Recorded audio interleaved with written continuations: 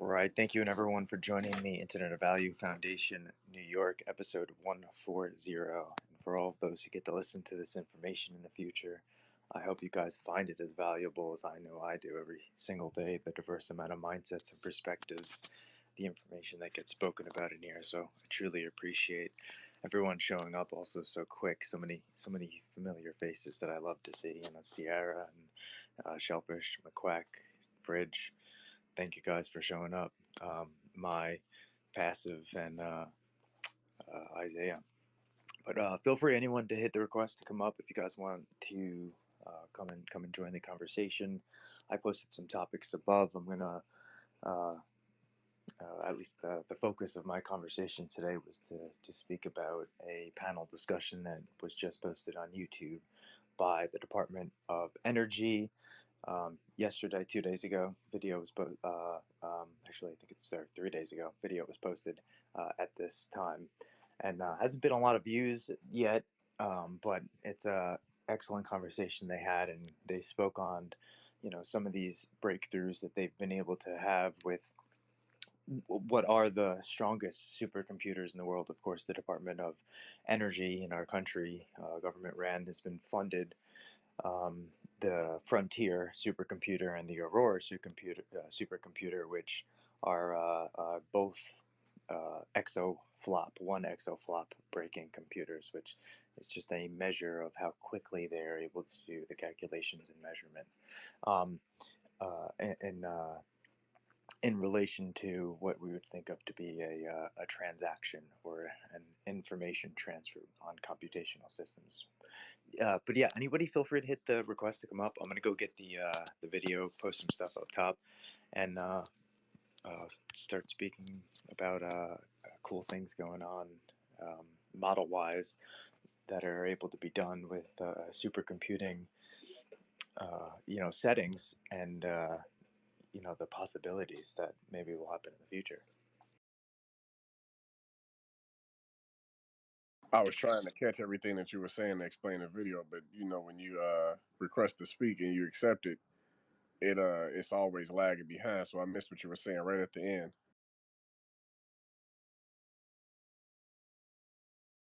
Oh, it's okay. Don't even worry about it because we're going to talk about it anyway. But yeah, I was really just speaking towards for anybody who wants to come up, um, what speak about the different model types in relation to the types of scenarios and settings that are already being used for the supercomputers. I'm really not too familiar with this, actually. I'm gonna have to hear you guys speak on it.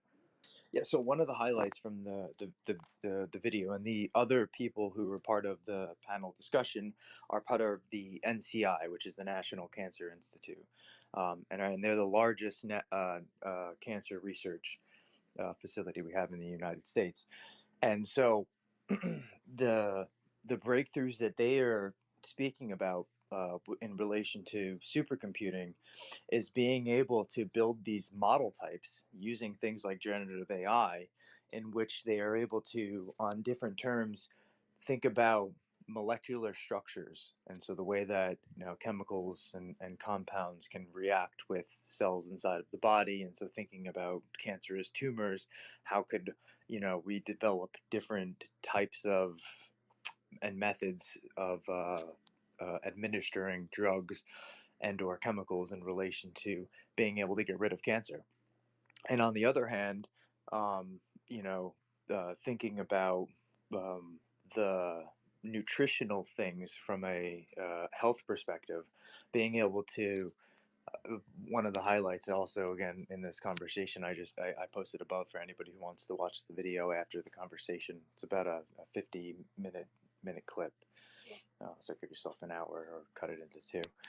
But the digital twin aspect, and I think this is an interesting thought when it comes to say not necessarily dealing with cancer, but being able to trace and track and possibly prevent cancer from even occurring.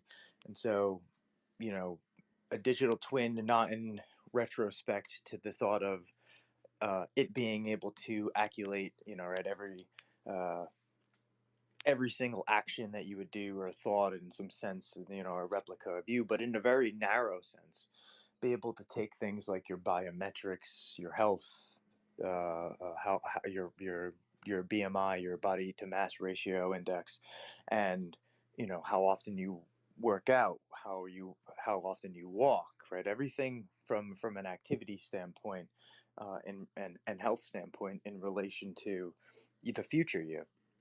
I think those are also really, really interesting use cases where you have these very powerful model types, which are able to take this information in and output something that will be useful to us. But feel free to, if you have any questions on that, Devon, or any thoughts on it. So I'm still trying to wrap my head around everything. So having all our biometrics in this database, right? I understand some of the benefits, but wouldn't it pose more risk than it would benefits?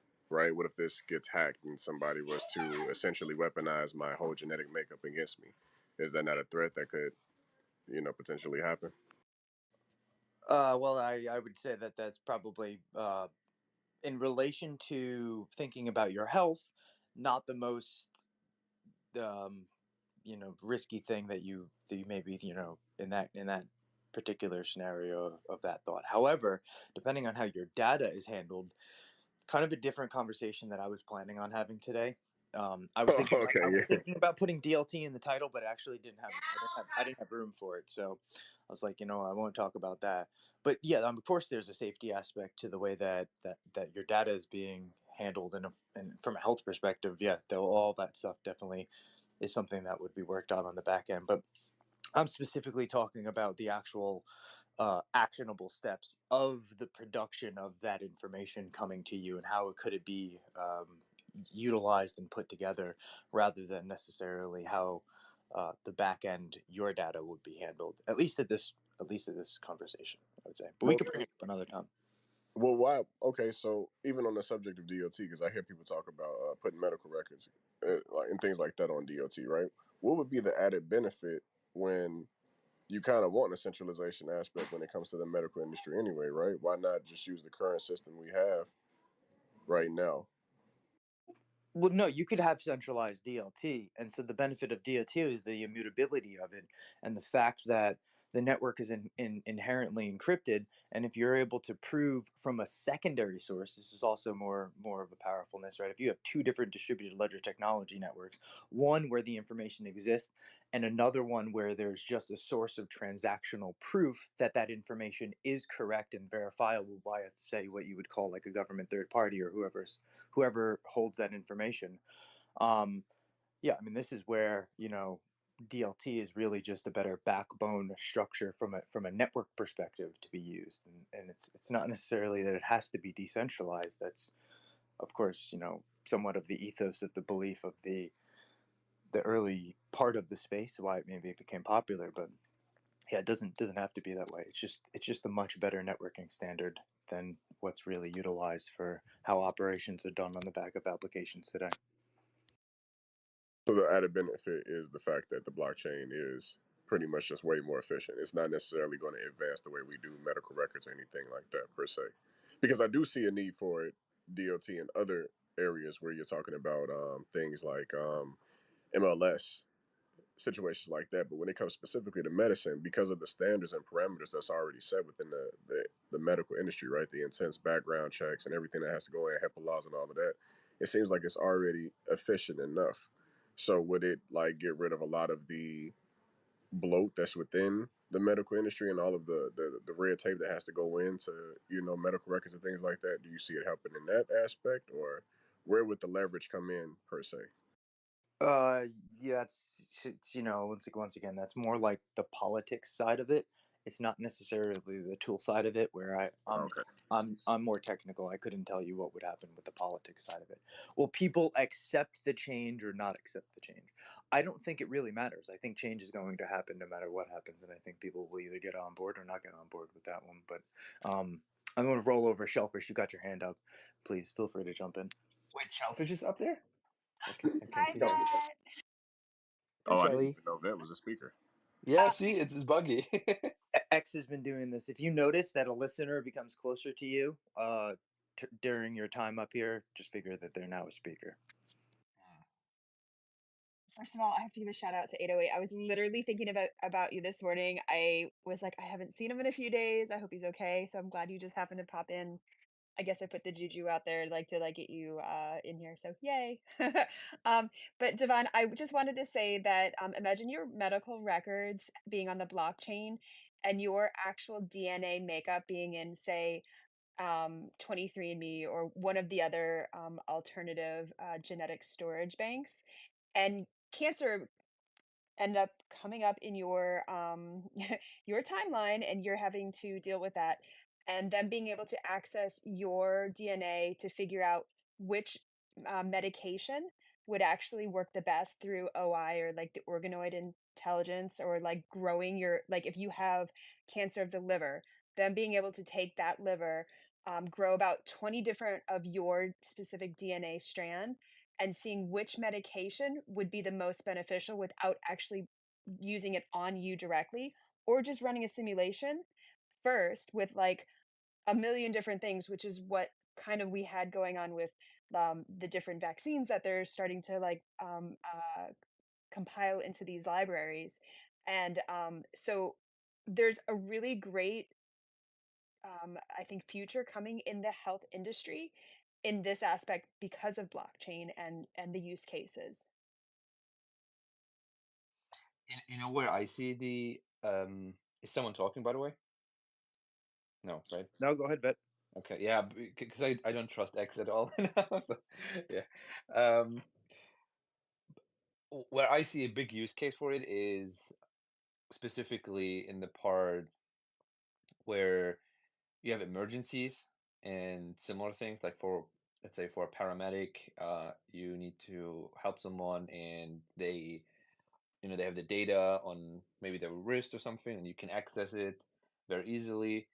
And that is maybe stored also somewhere that is immutable, cannot be changed, or similar things like that. That would be really helpful. I think that is actually that's actually a real use case for it, because oftentimes you don't know, like if the person is not cautious and um, you need to help them, you need to know the blood type, maybe they have an allergic reaction, maybe other conditions that you don't know of. Essentially, they're medical records, as you said, and that helps tremendously if you know that beforehand when given the emergency situation and you need to give yeah some medicine and similar things like that. I think that's a huge use case for it.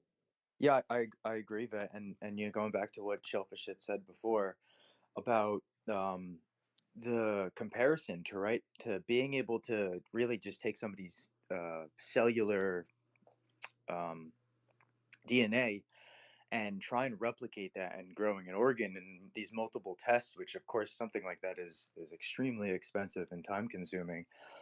Or you have this ability on a supercomputer where you can put all these mathematical equations into it, right, and try to have a simulation of the same type of occurrence actions that would occur in our reality being able to be done and replicated on a supercomputer where we have this accuracy of not needing to have to grow the organs to test out the different, you know, factors in that manner. I think it's really powerful, Shellfish, that thought. And we have somebody new to the space, Marco. Man, welcome up, and please feel free to jump in.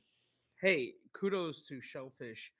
She DM'd me and said, join this. And she did say something that was amazing that, when you talk about 23andMe and I'm a cybersecurity expert, when you talk about 23andMe and what has happened over the last year, where they were compromised and records were stolen, stuff like that. So blockchain with encryption sounds awesome, right?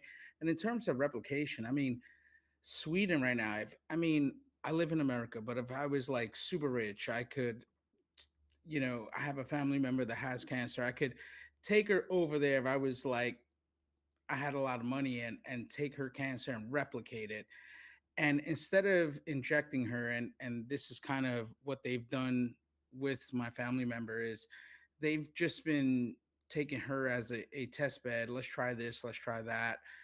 And she's gone through like 8 different chemotherapies, and some kind of limited the growth of it, and others is like it didn't completely work. Well, if you go to Sweden, they'll do a biopsy and then replicate that specific cancer that she has, and then they could go ahead and test which like therapy works for that specific cancer. And I think that's the new age, right? And even with AI, like within this like ecosystem, at least that I'm a part of, if you go over there, they're going to go ahead and I'm pretty sure if I was like mega rich and I could take her over there and cure it, it would happen, right? So that's the way I think of things.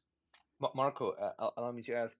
I mean, the technology is already there, and to be able to do it, what is holding back? Let's say in the United States, I would probably think it's more like the regulation, legal part that they It's say we can't do it or I something like that. know it's I know exactly in the US what it is. It comes down to like this is why stem cell isn't approved, right? It is regulation and replication of certain things. And this is why many people are going to Tijuana to do stem cell research. Sorry about that. This is why many people in Tijuana is going to stem cell research and getting their therapy there rather than doing it because in the US you cannot do it. So 100%. You brought up such great points, and it's actually exactly what that I touched on with Devon, which is like it's the politics side of it. It really is, and it is extremely unfortunate. We still have the same golden standard of medical treatments that we did in the 60s, and so way far behind on what is going on in many other countries. one one We didn't hundred even know it percent, and existed. it goes from state to state, right? And it's not even, it is a political thing, but it's like you're getting this research and not implementing the science because of kind of the ideology of the situation. I mean, it gets very political. But what I noticed is like someone had quoted, Dan Pena had quoted, listen, you could believe in God all you want, but when you have money, you can get different treatments all over the world that there isn't a regulation on. And that is kind of like interesting. And then I started thinking, when was the last like famous person you heard die of like cancer besides Steve Jobs? And then you start thinking of it and looking at that situation, and you're like, huh. So it's more a punishment, I guess, for those who cannot afford, right? Because those who can afford, they can choose, right? They can travel to the place where it's legal, and then they can Well, take it. well, I think it's that, and as well as the mentality, right? If you stay in the States and you have the mentality and you have the money that we have the best like hospitals and doctors, it is what it is. But I know like MMA fighters, they constantly go down to Tijuana and get their stem cell treatment. That you could look at wrestlers and MMA. We can't do that here in the US. They constantly, book the appointments and you go over the board. If you fly, usually you fly to San Diego and take a 30-minute trip to Tijuana, and it's legal there for you to get your treatment. I don't know the ins and outs of like the laws, but when you start seeing a lot of professionals and people that have the influence, informing you that you can do that, you start raising an eyebrow and say, well, can't we do that here? It's very interesting. I mean, as you said, not of course to go too political, and that's also not the meaning. But the ideology is basically that you have people who say, well, the concern is, hey, you can grow humans. Basically, is that essentially that you experiment with embryos and all of this? Is that basically the concern? I It boils mean, down to. I don't know because I'm not in that realm. But the thing that I question is like, if I could go to Sweden and go ahead and do like figure out how to treat the cancer that I have, and then I could go to Tijuana and get the stem cells that I need to fix my shoulder, knees, hip, back. I haven't, luckily in my life, I haven't needed any of those. So I haven't like done the research to figure it out. But I'm sure if I get to that age that I need some of that, I will go ahead and do it. But it begs the question, like, why are people like even Kobe Bryant, right? Kobe Bryant, when he tore his Achilles, and this was 6, 7 years ago, he flew to Germany to get his surgery and do his treatment there. What is the why behind that? Right. And those are the things that I'm like, for me, I raise questions like, it is obvious people like athletes constantly go to continue to perform when they have injuries to go to different countries for the treatment. That says a lot. I'm not an expert, and just a shellfish. Thank you for inviting me. I love going to spaces. Kudos to you. I'm so glad you followed me in. You're smart. You're really smart. That's why I joined the space. You're really Okay, smart. look around this room. These are the people that A lot of yeah, flowers, thank you, thank shellfish. you. These are the people that have filled my cup, so follow them all. I will. I'll go to every single person in this room and Empty the cup. kudos to you guys. Except Yvonne. Quack. No, Appreciate the kind words, no, though, no, you Marco. can't say that because if you say that, I'm not going to follow Devon. Yeah, I'm a bit out there. No, I'm just a cybersecurity nerd. I work at Mozilla. By the way, just to introduce myself, I am a Gen AI bug bounty programs manager at Mozilla, and our program is Odin, and we pay for bugs that people discover in Gen AIs, OpenAI, Anthropic, Cohere, Gemini. If you find like any bugs that it's not supposed to give you, Oh, I have one. then well, submit them and we'll You pay don't have one, for it. shellfish. Hold This on, is I the whole still want thing. to use the prompt a little bit more though. Prompt it, make it happen. And as we're getting a lot of submissions, and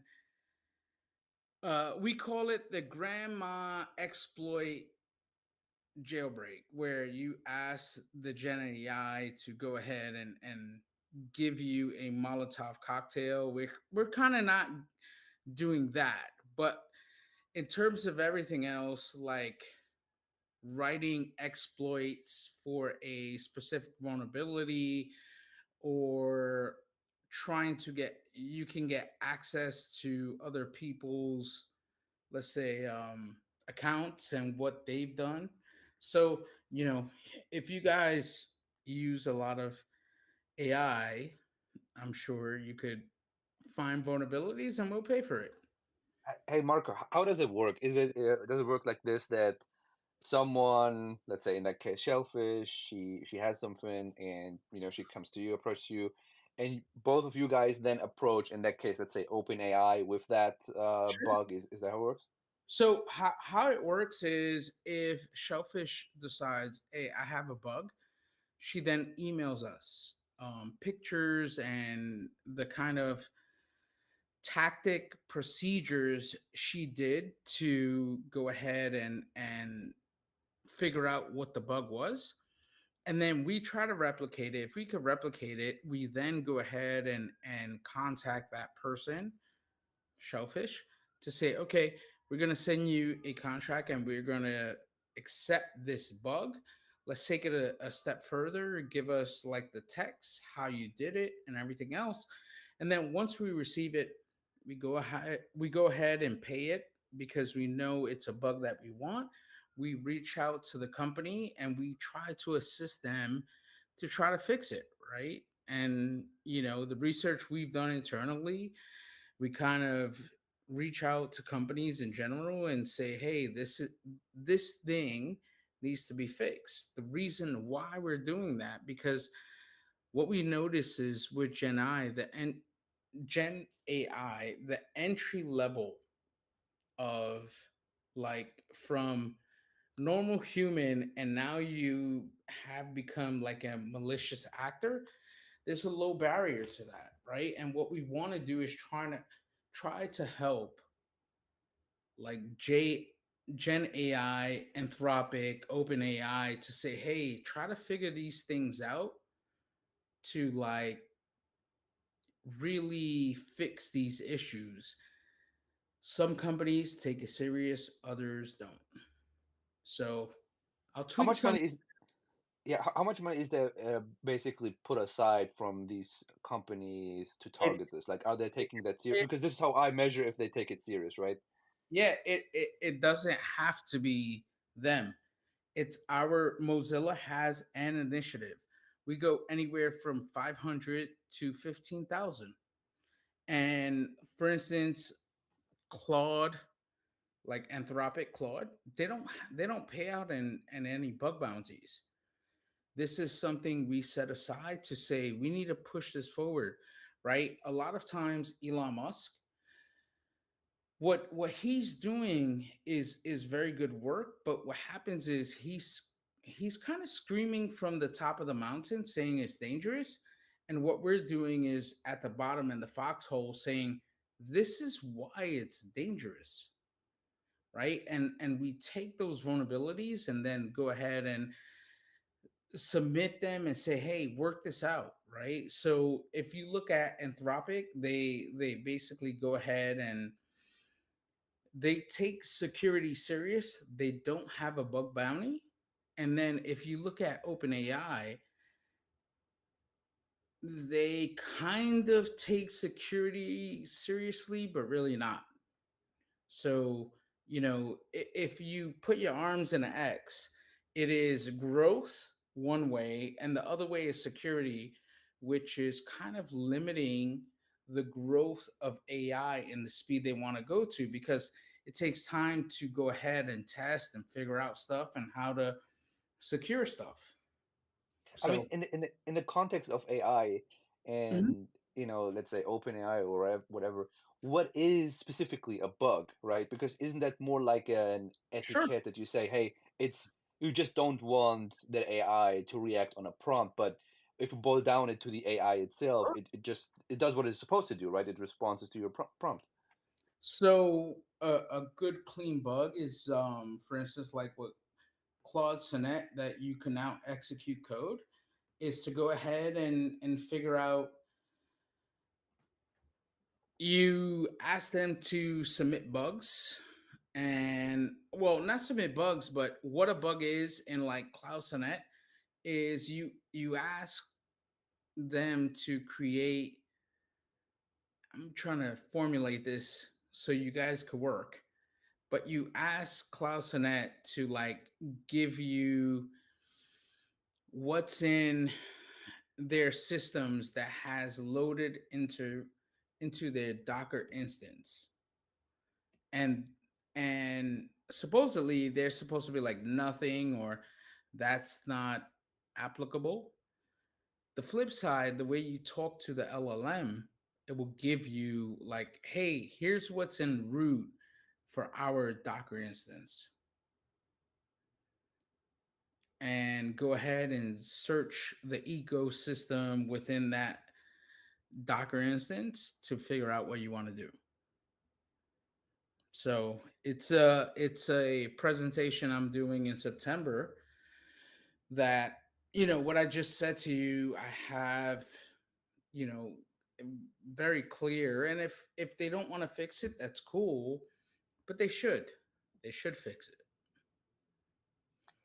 I'm not gonna hog the mic further, Death Stranger. Sorry. Just one last thing. Yeah. Um, from your industry that you're in and the field and all of this, what is the um attitude and the basically impression of blockchain as a useful tool for what you guys are doing? Is it any concern or not concern? So is No, it I from think any I think benefit or yeah? I am so bullish when it comes to like blockchain, right? What meaning, like, let's take personal use. right? And then I'll give you the professional use. So personal use, do you understand that I don't have to go to a bank to transfer money within a second without asking any questions? That should be the usage across the board. I can't have my dad give me money without filling out a form of the why behind it. But and literally this has happened, right? This has happened, and he has to fill out why he's giving it to me, and the lady needs to record it for her notes. I can transfer money, and I have, to someone in California. I'm in Austin, and he gets it within the minute through blockchain without any questions, banks, or anybody in between. I can do that at 8 at night. I don't have to wait until, I don't have to wait until a bank is open. I could do that at the night. Now, on the professional side, I do believe it's super important on the blockchain to do like confirmation. I am not an expert in any way, any form when it comes to like crypto, like blockchain technology. But what I could tell you is confirmation that something is confirmed is really important, because as you can see on Friday, the big shutdown that happened was due to cybersecurity. And it was a black eye to cybersecurity. Let me ask you a question. If you put it on a blockchain and you rolled it out in a certain way where there was a pilot involved, let's say they have confirmed there was 8.5 million computers affected. Now, if it was on a blockchain and you had that 8.5 million, endpoints, couldn't you say these are the least like computers that if they went down, it wouldn't affect anything? You could probably take maybe 500,000 out of that 8.5 million to say, we're going to roll that out first to them and see how it goes. So, yeah, I don't know how you would do it, but like mentally, I think you would do it in phases when you roll something out. And I've worked in cybersecurity for many, many, many, many years, like 20 years. So when you talk, I worked for McAfee and Sentinel-1. And many of the people that I work with at Sentinel-1 is in CrowdStrike. So the chief business officer that gave an apology, I worked under him on the CrowdStrike. So I technically understand what he's going through. But if you implement like 8.5 million endpoints onto the blockchain, you could break it up instead of rolling everything out at once. It is a great use case to say, I could confirm that these are the pilot, you know, machines that we're going to roll it out to. That's a great use case there. So again, I'm not an expert in terms of like like just the blockchain in general, but that is a great use case. And let me know if I can answer anything else. Well, it's an interesting way of being able to think about how to break up an update. My thought is, and I think the XRP ledger is a great example of this, where each endpoint, right, or node on the network essentially is responsible for itself. And so you would have a lot of people who would check that code, right? And of course, right, a Windows update. This is not, most people are not probably going to be able to do that. But, think about, you have a couple stop gates, even just a couple parties where, you think about like a multi-sign wallet, right, account, where you could have just a couple entities that need to approve of this, which CrowdStrike should have had in place to begin with, right? I mean, no update should be pushed without it being tested. So I wanna like go ahead and push back a little bit, because this is what people don't know about our industry in terms of AV and EDR. Look, when there's a new adversary or a new, technique, you might have five or six like updates, content updates. This isn't a like update into the system. It's a content update into the ecosystem of that software. And what has happened was that specific update, content update, went ahead and basically asked for an invalid address inside of the memory, and this is why it crashed when it was like booting up or when it received the update. And that's what happens with Windows, right? If you ask for an invalid memory address, it should just be like, fuck off. Like, why did it crash the system? So I know, Shellfish, you got your hand up. Sorry. Go for it. I'm loving this conversation because I do enjoy like dabbling in learning about cybersecurity. So I'm so glad you're in here discussing this today, Marco. It's such a pleasure having you It's up here. because of you. It's because of you. I followed you and I'm happy. So it's because No, of you. this is great. This is great. So I I don't want to diverge from the conversation because I actually had a question about the bug bounty. So if anybody wants to still continue with Friday's incidents, please, like, we can stay on topic for that for now.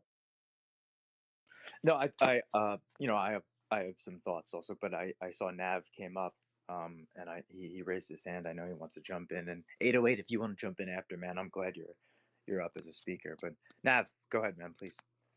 Yeah, I can provide some Microsoft behind the scenes as I was on the technical support group for Microsoft for deploying updates to multi thousand to million computer devices on a daily basis where our platform, it's called Configuration Manager, is an endpoint management where it deals with all the antivirus updates, software updates, application updates. And this product has the ability to reach out and grab every single data that is on the endpoints in which it is managing. So, when you have 7 out of 10 financial companies and you have 3 out of 5 major airlines that are using this tool in which CrowdStrike provides, they're going to have a mess up because I'm the one at Microsoft that had to have fixed it to send out an update. And I know the guys that Now, work on. Go ahead. I wanted to add on to what you just said because what doesn't align of what I seen on Friday, and I kind of addressed this on Friday when I did media and everything, is an update that affected like Windows PCs. If you look at the outage of Azure, it was astronomical, meaning that they're not eating their own food. They're having CrowdStrike run in their Azure ecosystem. So if you just Google like Azure outages and don't go to theirs, go to the third party and look at Friday, how the spike was and how it went from the timeline and they kind of fixed it, but how it went across, you would see that okay, you're not eating your own dog food, you're using CrowdStrike for protection, and that's an issue within itself, right? It I'm all sorry, can you guys explain that? I'm not familiar with eating dog food Oh, I'm references, sorry. and I'm sure Yeah, yeah. that's a new terminology for me in the Okay. cybersecurity So stuff. dog food means you basically have your own product, but you're not running it on your own system. You're using a third party like software like CrowdStrike that is better than your product internally, and you could visually see that on the outages if you just Google like Microsoft Azure outages and do not select Microsoft like link. Go to a third party link and you'll see how it went down, and that is something that is known internally, but for people that do not know, you can like visually see that. So, and this is why you've seen the CEO of Microsoft go ahead and tweet, we have, well, he tweeted on Saturday, we're working with CrowdStrike, and this morning they said they have a kind of a PXE tool, which is interesting because PXE tool, if you reboot your computer, you have to hit like F6, F2, or F12 to get into like the system to then hit PXE and point it to either a website or an IP for them to fix it. It's a very quick fix. The quick fix is you boot into safe mode and delete a specific file. But if you're not technical, 8.5 million, assets, the majority, I would say 90% of 8.5 million assets aren't technical to go into safe mode, go into a specific directory to then delete it. And the majority, maybe 15% of the 8.5 million, they basically have BitLocker, so you really can't get into it because booting into safe mode is potentially locked down. So, working in the AV industry, I completely know what had happened when it first happened. I'm like, oh, it's CrowdStrike. I know exactly what happened. It happened at McAfee when I was working there. And then, this isn't the first time that had happened to CrowdStrike. This is the second time. They just weren't at the level that they are like today. They don't, they have a lot of customers. So this was a big download content issue, whether it was embedded in the C++ file where it says a checkbox to say download content now, download content later, or at a specific time, and that check mark within the code has been presented in the past because in their System32 files of every single CrowdStrike machine has a System32 CrowdStrike folder, which has the component which caused the blue screen of death. Yeah. Removing that file folder caused the reboot to occur naturally. When you say download, no, it was a push. It was a push. Either way, the initiation of the content was made, whether it was preemptive or by schedule, it was preemptively planned. Yeah, and so this is my, back to the initial question, right? Not one stop gate, not one push to a virtual environment where you could just run this code and see that it's obviously going to have this kind of outcome before right? Like you push it to 8.1 million devices. I mean, but Yeah, there's too many updates for like testing. There's so many threat actors, right, that release code, so you have to make sure stuff like this doesn't happen. I love that you bring this up, Marco, because it actually brings me back to the original topic, right? Something from the Department of Energy, Mhm. particularly the Office of Science, where we have these supercomputers, this generative AI, who I believe can actually begin to play this role, right? This analytical property role where it's able to take the code, put it into a virtual environment, test it out very quickly, instantaneously, if you would, from our structure of understanding conceptualities, and boom, this is not going to happen. And yeah, I think that's definitely something, especially from a Microsoft perspective, looking at Copilot. I think that's maybe the direction that things are going to start to go. Of course, my own. Yeah, I think it has to go that way, right? The one thing that I always say is like different environments act differently. This is why you have your delays in patch rollouts. And by Microsoft best practices in all of my 22 years of deploying Microsoft products, whether on-site or off-site, when it comes to updates, they have a strict rule which you do things in succession, whether it's in prod, pre-lab, lab, or even testing QA. That process is ITIL, and they have all their engineers, and they have to have a standard that say all of my engineers and all my admins have gone through this certification, and then have the IT administrators and the directors monitor and manage that. So everybody out there has a certain standard that we have to, as IT individuals, have to adhere to. and Matt, I and completely agree with you. here's the thing that I differ. And I kind of said this over the weekend. It's like you have what you just said is completely clear. The thing is, who constantly gets popped?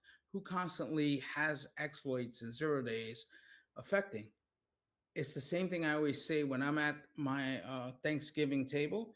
The first thanks I give to when it comes my way is thank you, Bill Gates, for making a Microsoft system so vulnerable. It allows me to put food on my table, roof over our heads. And that is reality. I've done that since 2013. It's the first thanks I give besides God. Thank you, God. And then I go into my Bill Gates rant. It has been that way since 20, I want to say 2010, because the way they have legacy systems. Look, this is what you're dealing with Microsoft, and it sums it up. This happened, I believe, about earlier this year. There was a vulnerability that happened in 2020. This earlier this year, there was a O day. It wasn't an O day, it was a 1 day, as they call it. So the 1 day, someone at Microsoft unpatched the vulnerability from 2020 and patched a new vulnerability for this year to cover it. Well, the 2020 vulnerability worked, right? And that's the thing. It's very hard. It's not their fault when you have millions of lines of code. This is going to happen, and I'm grateful to have a job because of Microsoft. So Nav, I know you have your hand up, and Shellfish. Yeah, shellfish, please. And I like to think of it like this. I call it the strainer methodology, right? I mean, all the liquid flows through. You have right liquidity, yet the important stuff stays behind. So there's always ways to access it. Shellfish, please go ahead. Okay, so I'm gonna do the best to communicate this so it makes sense. Okay, so my understanding is as we're going through the financial system updates, we had the text system, and I hate to even like say these three letters together, but the ISO 2022 whatever data messaging system, so that way all the banks can be interoperable. So with that in mind, the financial system being updated, we're going through the same thing with all the other blockchains in healthcare, in education, in all of the things that are being integrated in. Are we going to be expecting the same type of situation that we just experienced on Friday? Are we going to have multiple waves coming through as the updates roll out for this? Or is there something that can be like more of they can keep their software in place and just have a code interpreter, and that way it's still able to talk to the older systems rather than integrate in a brand new software program. Was that for That's me? really I'd Or like to take that, but general? as far as most Microsoft's system solutions, they've always had a backward compatibility. Even today, you still have a way to do Microsoft Excel 97 printout, right? We don't need that technology anymore, but it's still available. So until it becomes time where they can deprecate that certain solution, everybody's transitioned over, they will always have a backward compatibility. Because the reason I brought that up because on Friday they said Southwest in particular was not affected because their software was not updated. It was still like a million years old. And so they were still either up and functioning or they just didn't get taken down. So, Yeah, because their okay. patches and rollouts are delayed, and they weren't a CrowdStrike customer. Not, it Yeah, wasn't. Southwest, when I was there as a SCCM admin, they told me not to touch their system. And then I worked for Microsoft the next year. It Thank you wasn't guys for about an explaining that. update from Microsoft. It was about being a CrowdStrike, customer, and you got affected that way.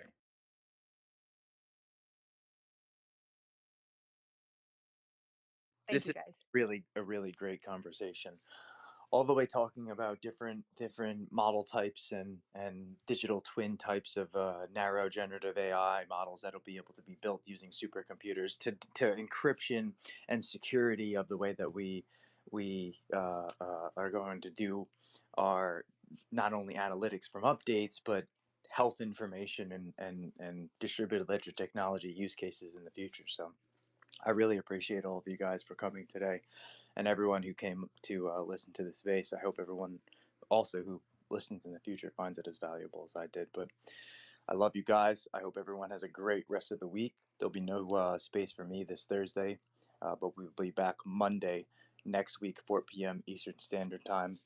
After I close this space, I'm actually going to roll over to the Crypto Queen space, which is going to start in just a couple minutes today. So hopefully see everyone over there, and I hope everyone has a great rest of the night. Night, guys.